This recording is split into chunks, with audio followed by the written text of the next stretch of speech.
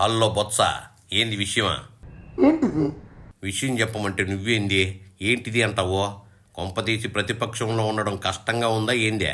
నువ్వు ఎంత బాధపడినా ఇంకో 5 ఏళ్ళు నీకు ఈ విషయం తప్పదులే గానే వేరే ముక్క చెప్పు. ఇది వాస్తవం కాదా? ఏందిదే? విషయం చెప్పమంటే నువ్వేంది ఇది వాస్తవం కాదా అంటున్నావు? ముందు మ్యాటర్ ఏందో చెప్పు, అది వాస్తవం కాదో నేను చెప్తా. ఏ ఒక్క ఎంపీ కానీ, ఏ ఒక్క అధికార పార్టీ నాయకుడు కానీ, ఏ ఒక్క మంత్రి కానీ, ఏ ఒక్కరైనా వచ్చి వాళ్ళని వాదాల్సిన సందర్భం ఉందా కుటుంబ సభ్యుల్ని? నువ్వు చెప్పేది అవాస్తవం సత్తిపండు.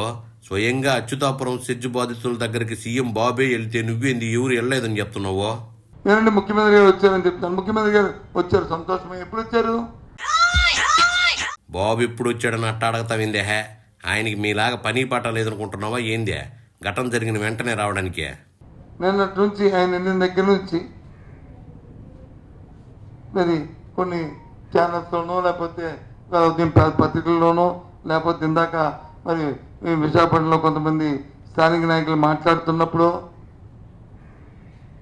అసలు విషయాన్ని పక్కన పెట్టి ఏదేదో మాట్లాడుతున్నారు, ఇష్టారాజ్యంగా మాట్లాడుతున్నారు. మీరు కూడా వాళ్ళని ఇష్టానుసారం మాట్లాడారు కదా సత్తిపండు. బాధ్యత లేదా? మన బాధ్యత కాదా? బాధ్యత లేదా అని అట్ట కేకలేస్తావిందే? బాధ్యత ఉండబట్టే కదా బాధితుడికి టీడీపీ మంచి ట్రీట్మెంట్ ఇప్పిస్తుందే. ఏం మాట్లాడి ఏదో అయితే అది మేము రాయిస్తాం. సరే రాయిస్తే మేము కాసుకోవడానికి మేము రెడీగా ఉన్నాం, పర్వాలే. మమ్మల్ని ఎన్ని మీరు మాట్లాడినా మాకు పర్వాలే, కానీ అక్కడ ఇబ్బంది పడకూడదు. ఇదిగో సత్యబాబు, ఆ ఘటన జరిగాక మీరే వాళ్ళపై రాళ్ళేస్తా ఇట్లా మాట్లాడతారేంది? మమ్మల్ని అడుగుతున్నారు అని మళ్ళీ ఓ పై మైకులు పెట్టుకుని మళ్ళీ చెప్పి మళ్ళీ వాళ్ళ మీద అనడానికి. సరే, అది మీరు బాధ్యత ఉందా లేదని అది మీరు ఆలోచన చేసుకోండి. మీ మాత్రం మాకు బాధ్యత ఉంది కాబట్టి ఓ ప్రధాన ప్రతిపక్షంగా.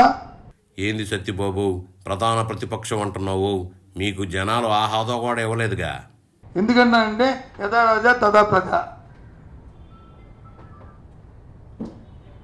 నాయకత్వం ఎంతసేపు ఎదుటివాడి మీద విమర్శించడం కాదు, మన బాధ్యత ముందు గుర్తెరిగి తర్వాత ఎదుటివాడిని మాట్లాడాలి. మొగుడిని కొట్టి మొగసాలకి ఎక్కినట్టు మీరు వాళ్ళని విమర్శలు చేస్తా తిరిగి ఎట్టా మాట్లాడతారేంది? ఆ రోజు ప్రభుత్వం ఏం చేస్తాం?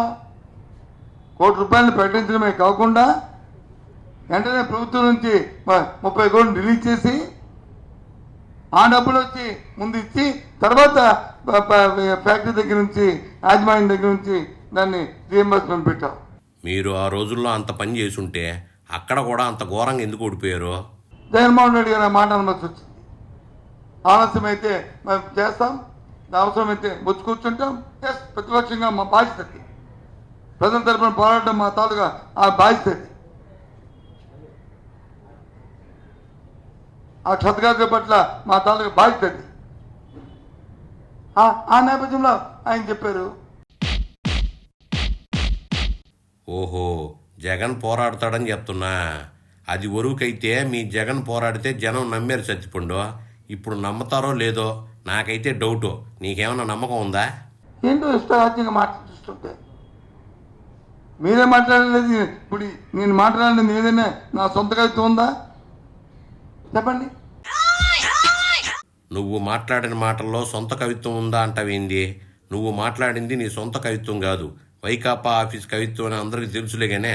ఇంక నువ్వు బయలుదేరు.